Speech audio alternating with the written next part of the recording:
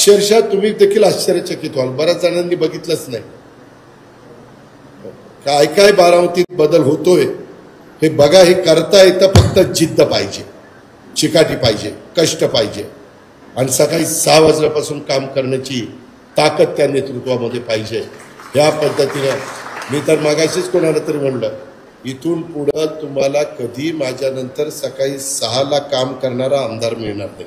मी ज्यावेळेस आणील इथली आमदारकी सोडेन, कधीतरी वेळ येईलच ना, त्यानंतर तुम्हाला माझी आठवण येईल. दत्तोबा लक्षात ठेवा, तोपर्यंत तुम्ही जागला पाहिजे.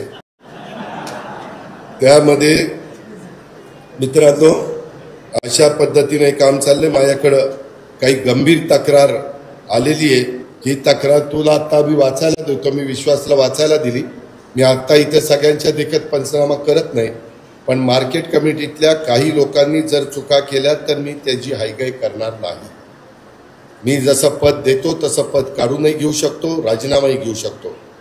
रेशीम त्याच्यामध्ये आपल्या कृषी उत्पन्न बाजार समितीच्या परस्पर काहींनी रेशीम कोशाची विक्री केली.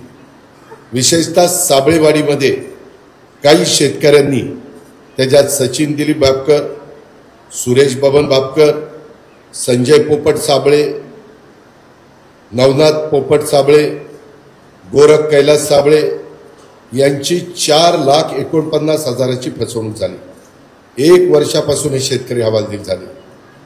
त्यांनी आपल्या माझी सर्व शेतकरी बांधवांना, जिरायत भाग आहे, बागायती भाग आहे, सगळ्या माझे लोक इथं आहेत, तुम्हाला विनंती आहे की आपली विक्री व्यवहार कृषी उत्पन्न बाजार समिती बारामतीच्या मार्केट कमिटीच्या मार्फतच करा, तर तुमचे पैसे सुरक्षित राहतील, तर तुम्हाला ह्या सगळ्याची मदत होईल. तर हे सगळं झालं तर मला पोलीस केस लावता येईल. ह्या सगळ्या गोष्टी तुम्ही परस्पर, ते सुरेश बापकर, संजय साबळे, नवनाथ आणि गोरख आलेत ते इथं कुठे आहेत? हा, कशा करता तुम्ही परस्पर विकलं? पैशाची हाव झाली होती इकडे.